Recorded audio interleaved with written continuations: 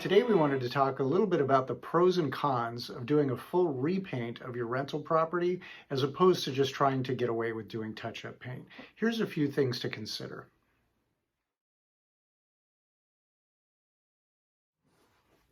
The first thing you might expect with a freshly painted home is more rental applications. We have found when a potential tenant walks into a property and it's been freshly painted, it's been professionally cleaned, the carpets are cleaned, it looks good, it smells good, tenants get an emotional reaction to it. So we have a much higher application volume with full paint job houses as opposed to those where there's kind of a rough patch work that doesn't look great. We tend to get much fewer rental applications.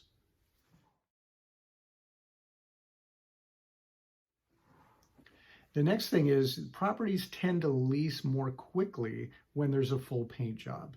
Much like in the prior example, they get an emotional reaction to it.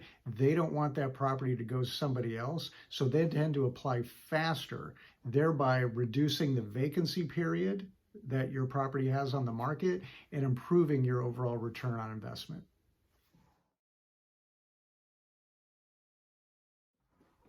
Next is higher rental rates.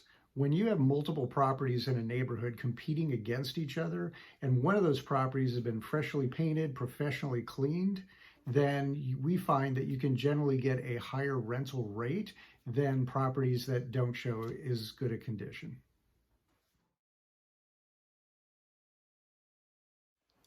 The last item is better tenants. Your freshly painted and freshly cleaned rental property shows pride of ownership. It shows that you care about that property and you care that your tenants have a great place to live.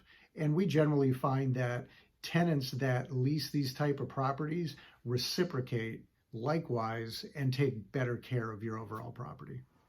Now, I know doing a full paint job can be expensive, and I'm not suggesting that every house needs a full paint job in between tenants, but there are a few things that you can do to put your property in better overall condition.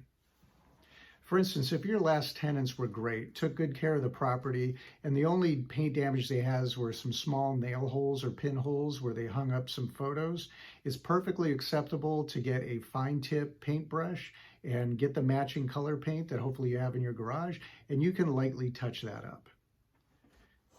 In other cases where you may have some excessive paint damage on one particular wall or in one particular room, consider doing a full wall paint or a full room paint as opposed to just trying to patch it up. Because if you've got a excessive amount or larger damage to the paint and you try to touch it up, it just never matches. Paint fades, the stuff you have in the garage doesn't quite match anymore. It just ends up looking very bad. One last thing I wanted to mention is the quality and type of paint you select can have a dramatic impact on the frequency of your need to repaint your property. Inexpensive flat paints are the least stain resistant and don't fare well in high traffic areas, whereas eggshell and satins tend to perform much better. You can clean them frequently without really damaging the sheen of the product. Whichever way you go on painting, I highly suggest that you select neutral paint tones. Color palettes are a very specific taste, and we want the paint to be able to attract to the widest variety of potential renters. Thanks again for watching. We're happy to help wherever we can. Have a great day.